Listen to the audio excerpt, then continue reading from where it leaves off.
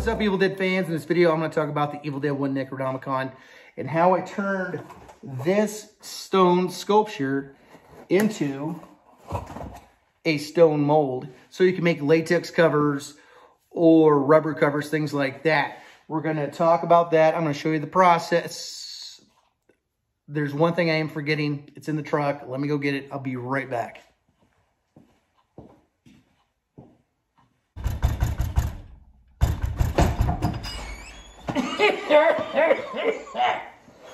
It's too cold. Hey.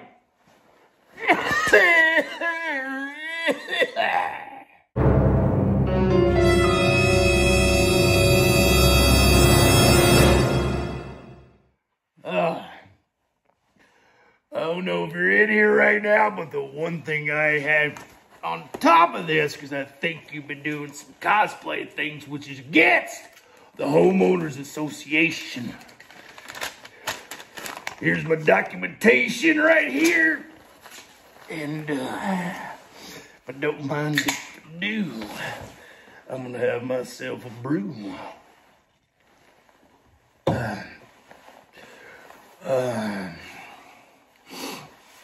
I don't think he's anywhere in here. Well, I heard there might be some cosplay things happening in the shop. Not a big fan of it, and I don't like it. Okay.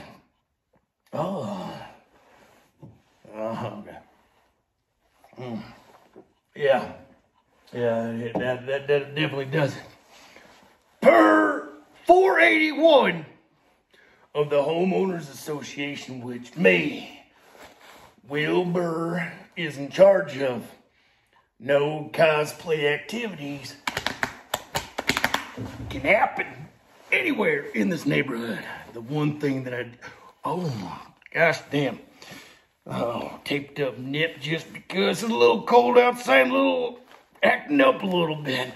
Anyways, I don't see any too much cosplay except for what is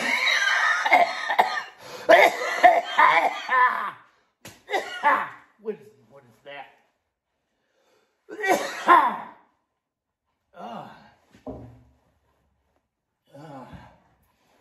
It's some kind of big concrete thing right here. Looks like a face. Whoops. You're here again. Well, let me tell you a little something right now is, I don't feel bad about this because I am in charge of this neighborhood here and everything that goes on.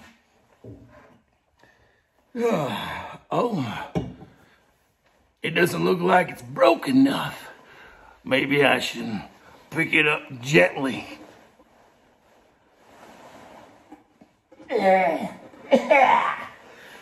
It's pretty. Ain't that a shame? I think we got ourselves. Oh man, I shouldn't have dropped it. Oh shit!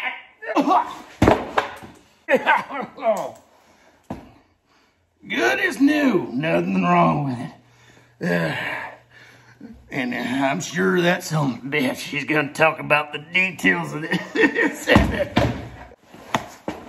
Clumsy.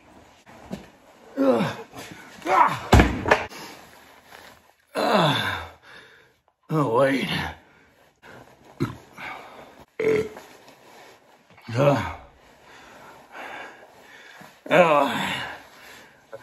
Nobody ever said I wasn't a Butterfinger, but anyways, while you're here, I still have a little bit of feline the cat left. If anybody's interested, come down to the flea market down the road from the house.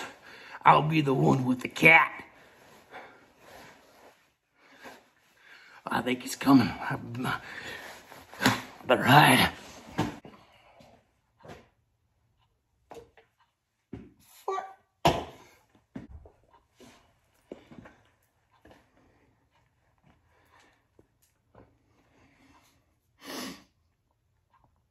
I'm guessing Wilbur was here. Well, this is broke. That's fine because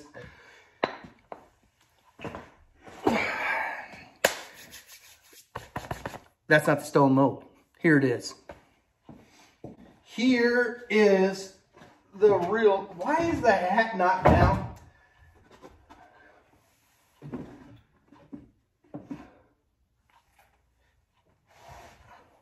Here's the real stone mold. So the problem is when you have, you better not be around here. I don't know where he's at. Gross. So when you have something like this, you sculpted something like this. This was done out of milliput. And now this Evil Dead 1 cover I did, you guys may have already seen this. When you use milliput, something like that, it's somewhat of a stone. It doesn't shrink. And with it not being able to shrink or break very easy, you're basically making a stone mold. Now, if you use clay, something like that, you can whip it out in like 30 minutes to an hour before everything starts to shrink and crack. You can use that and then use plaster and make a simple mold. Now, my problem is you can't use stone against stone. So what did I have to do to actually make this happen, to make the latex covers? Oh, and stick around. I will talk more about the giveaway at the end of the video. So here we have the stone mold that I made. This is made out of milliput. It does not shrink. It does not crack. So you can't use stone against stone. If you would use a plaster against this, it would stick together. So I can't just make that simple transition. Now, if you use clay or something like that, that can break out things of that nature, you can easily do that. So it's like a two-step process, basically. Sculpt, make your mold, done. Your stone mold, you're done. But I didn't have it that easy. So what I had to do is make this. This is basically like a silicone, any kind of simple mold making material. Now I used 2 gallons of silicone mold making to make this. And so I took this, built a box around it, had 2 gallons, made this. And it's quite dirty. I've been using it. So that's what I came up with. All the details are in there. Like I said, it is dirty now. It's been done for quite some time. So after that, I had to get an alginate. So this is what I did to actually make this happen. So one of the first things I did was get a piece of plywood that fit correctly with this piece over here. And I put down wax paper and then a really, really good tape right here. A really good duct tape really helps because with this, I had another piece of plywood underneath this piece here, and then this over here, this wood over here. What it does, it kind of holds it in place. And then I took this piece of wood, see if I can do this one-handed, see if I'm still strong enough. Do this one-handed. Once the alginate was in, once I mixed up my alginate, and if you don't know what alginate is basically a temporary mold making material or casting material. And that's it, because it shrinks, it cracks, things like that. And I will show you an example of that here in just a minute. But as soon as you're done with your alginate, you'll need to get right into the stone making process because, like I said, it shrinks and will crack. So you have to get onto it immediately. So once the alginate was across this cover, what I did was touched it, make sure it was semi-hard, it was ready to go. I put this piece of wood over top, and then with the assistance of Mrs. Groovy, we would take this and we would flip it over. Now, since this is in place and this other piece is in place right here, we want to flip it this way so that this silicone piece right here will not shift or move. So we'd flip it, probably wait a couple minutes. We would take this bottom piece off. Once it's flipped, this would be on top. We take that off, and then we slowly take this off of the alginate cast. So you would have all the details into it and everything like that. And once that is done, it would be on top of this piece right here. you would have this in an alginate form. You wouldn't have the cardboard. It would be an alginate form of just this. After that, I rebuilt the box around it super fast, duct taped all the edges back down, but it would be, of course, on this board here. After that, I mix up my plaster with water. And if you have instructions with your plaster, definitely listen to it. Definitely have burlap available. What burlap does when you start layering on your plaster, you want to put down a coat, make sure there's, work out any air bubbles that you have, especially in these deeper areas. What you do once you've done that, you take out all those bubbles as you lay down a piece of that burlap, cover that up, more plaster. You do it 2 or 3 or 4 times, how many ever it takes. What it does, it helps hold it together. And how I know it holds it together is because that broken son of a bitch right here, you can see the burlap in between it. So it holds it together really well. And just let it dry. And then you lift it off. Basically take your big plaster mold, you take down the sides, and then you take your big stone plaster mold and you flip it over. Just listen to the instructions that you were given by somebody or what you read from the instructions, because they really do help. And I want to thank Chris Pollock. I want to thank Ryan, Al, Roger for really helping me out with this process. And there's one last thing that you need to remember when you do this. So right here we have the alginate piece. You can see how much it shrunk up from the original. Quite a bit. So that's why you have to get onto it like super fast. But you will see in here, let me see if I can find some. You can see some air bubbles. Like right there was an air bubble. Nope, that's just from it being torn off right there. Things like that. Now, you got to remember when you do your stone mold, air bubbles such as this will be filled in.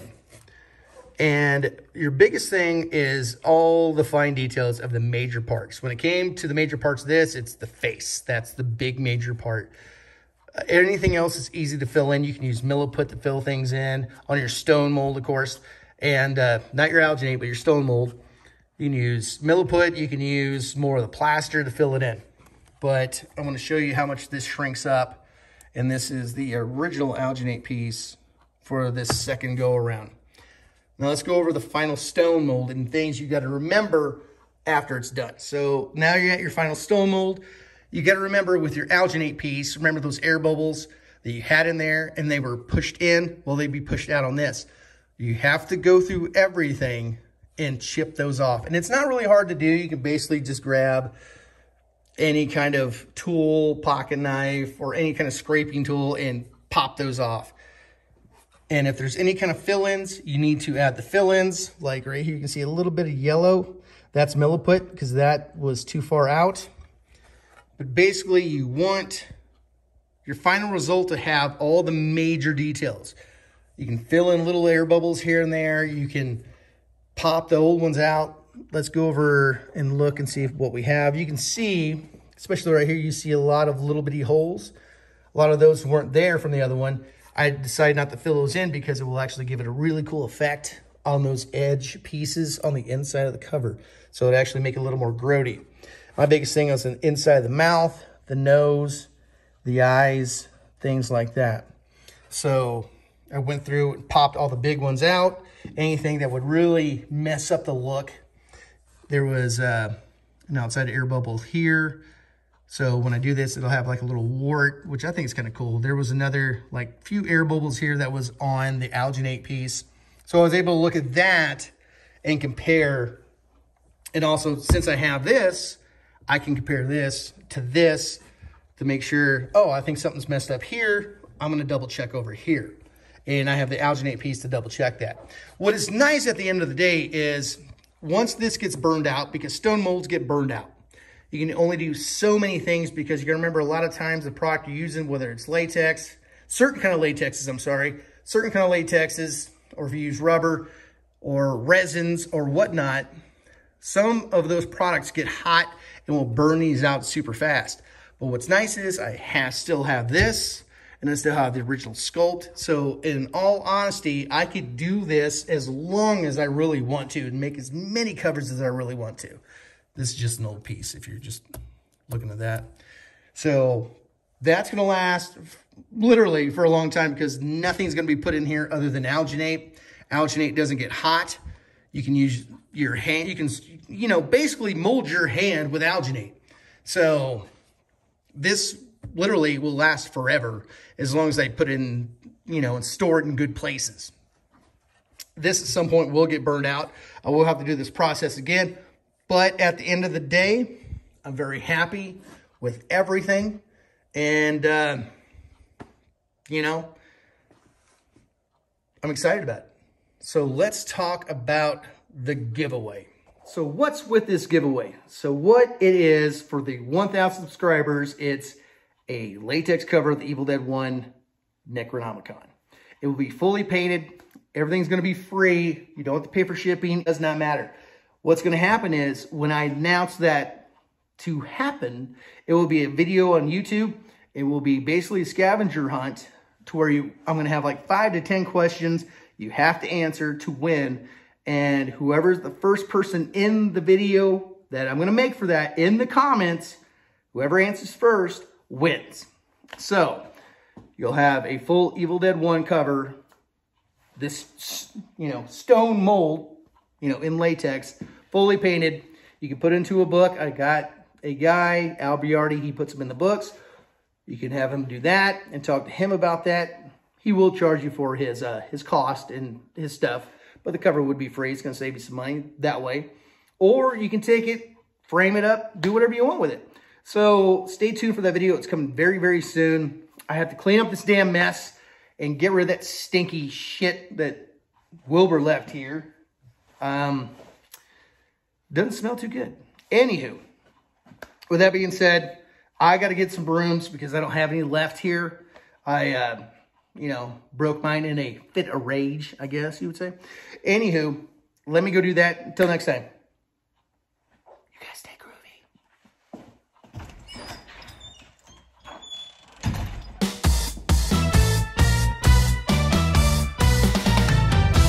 You think you're gonna get away with the video without all...